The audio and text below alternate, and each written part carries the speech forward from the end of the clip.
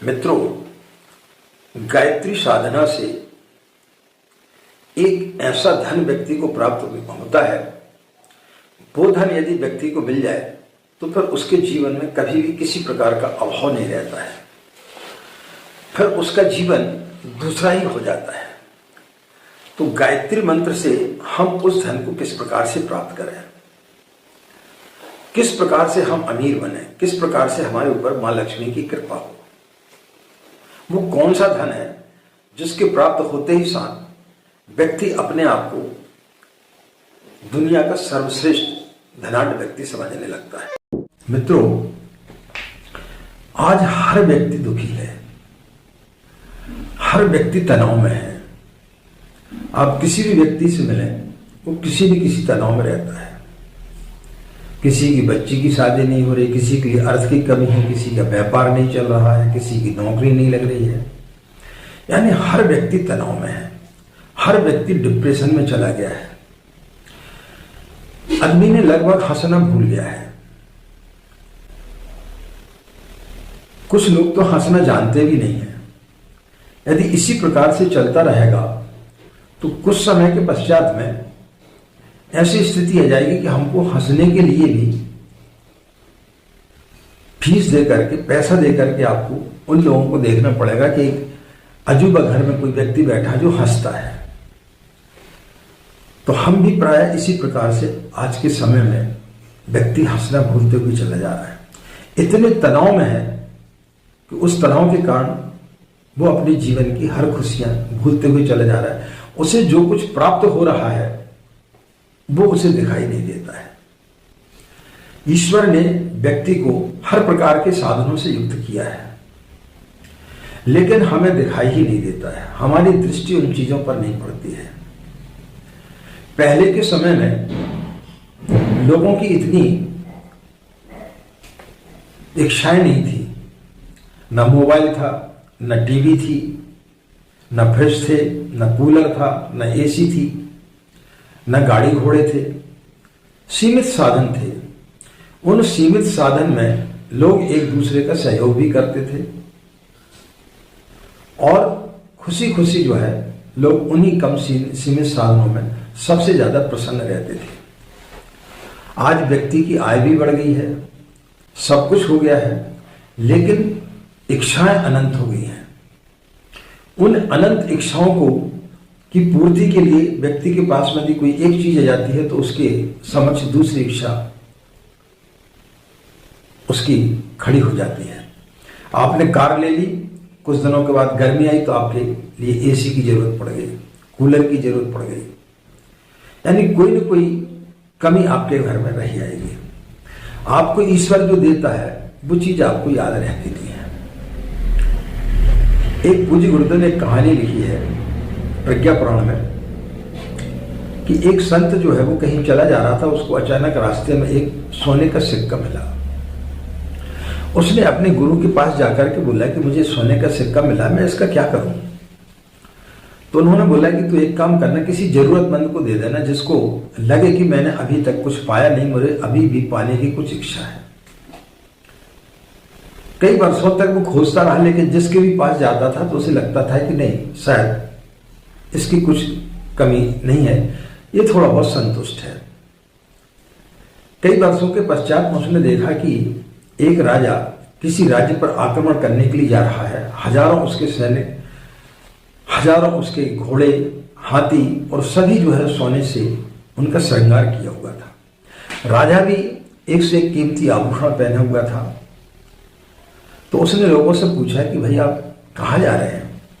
बोले हमारे राजा ने पूरे संसार पर जो है विजय प्राप्त कर ली, बस एक छोटा सा राज्य रह गया है, उसकी और कामना है, उसके लिए हम लोग अपने कब्जे में लेने के लिए जा रहे हैं। तो उसने देखा कि हाँ, अब मुझे सही आदमी मिल गया है। वो राजा के पास में गया, उसको सोने का सिक्का भेंट किया। पहले तो राजा ने सोचा कि संत आदमी है, शायद मुझे आशीर्वाद स्वरूप कुछ भेंट दे रहा है, लेकिन उसने कौतूहलवश पूछा कि आप ये सिक्का मुझे क्यों दे रहे हैं, मेरे पास में आभूषणों की कोई कमी नहीं है। तो उसने बोला कि मेरे गुरु ने बोला था कि जो सबसे दुनिया का सबसे गरीब आदमी हो जिसके पास में जिसकी इच्छा और भी कुछ चाहने की हो, ऐसे व्यक्ति को दे देना। तो मैं सोचता हूं कि आपसे बड़ा निर्धन व्यक्ति इस दुनिया में कोई नहीं है, क्योंकि आपके पास में अभी भी अभाव है। सब कुछ होते हुए भी आपके पास में किसी न किसी चीज की कमी रहती है। तो मित्रों, जिस दिन व्यक्ति के अंदर संतोष नामक धन आ जाता है, फिर सारी चीजें खत्म हो जाती, फिर व्यक्ति के लिए कोई नहीं रह जाती। जितने भी साधु संत होते हैं, उनके आगे पीछे लक्ष्मी घूमती है, उन्हें लक्ष्मी की आवश्यकता नहीं होती है, क्योंकि जब तक आप किसी चीज के पीछे भागेंगे तब तक वो आपके साथ नहीं रहती है। ये प्रकृति का नियम है। व्यक्ति को कुबेर का खजाना भी मिल जाए तब भी वो संतुष्ट नहीं रहता, उसके अंदर कुछ ना कुछ चाह बनी रहती है। एक छोटी सी कहानी और आपको बताएं कि एक व्यक्ति था, वो हमेशा अपनी पत्नी की सलाह लेकर के काम करता था। जो भी चीज है वो अपनी पत्नी से पूछता था। एक दिन वो मछली पकड़ने के लिए नदी किनारे गया और उसने जाल फैलाया। तो जैसे उसने खींचा तो देखा एक सोने की मछली उसमें फंस गई। तो सोने की मछली ने बोला कि देख भाई, तू मुझे मार मत, मैं तुझे कुछ देना चाहती हूं, तू जो कुछ भी मांगेगा मैं तुझे दूंगी। तो उसने बोला ठीक है, मैं अपनी पत्नी से पूछ के आता हूं, क्योंकि बगैर पत्नी के पूछे तो कुछ करता नहीं था। पत्नी के पास गया, बोले एक सोने की मछली मिल गई है, वो बोल रही है कि जो तुम मांगोगे मिल जाएगा। अरे बोली, तो मेरे पास क्यों आया है? उससे तू मांग लेता कि मुझे पूरे राज्य का सबसे बड़ा आदमी बना दे। वो गया, उस मछली से बोला कि मुझे इस राज्य का सबसे अमीर आदमी बना दे। उसने बोला ठीक है। बोले और कुछ? बोले मैं अपनी पत्नी से पूछ के आता हूँ। पत्नी से पूछने गया तो उसकी पत्नी ने बोला भाई मेरे पास क्यों आया है? तेरे को यदि मांगनी है और वो यदि देना ही चाहते तो उससे बोल कि मुझे विश्व का सबसे अमीर आदमी बनाना है।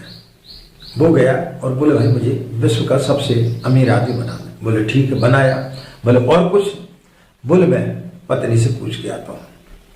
फिर गया पत्नी से पूछने के लिए, तो पत्नी ने बोला कि मूर्ख, बार बार तू मेरे पास पूछने के लिए आ रहा है, यदि वो तेरे को इतना कुछ देना चाहती तो फिर उससे बोल दे कि मेरे सारे सृष्टि का जो है मेरे को चक्रवर्ती सम्राट बना दे।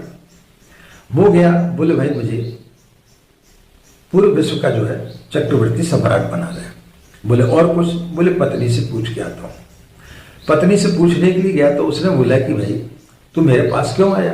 चल आ ही गया तो उसको बोलना कि सूर्य, चंद्रमा, तारे, हवा, हर प्रकार की जो भी चीज है प्रकृति वो मेरे इशारे पर चले।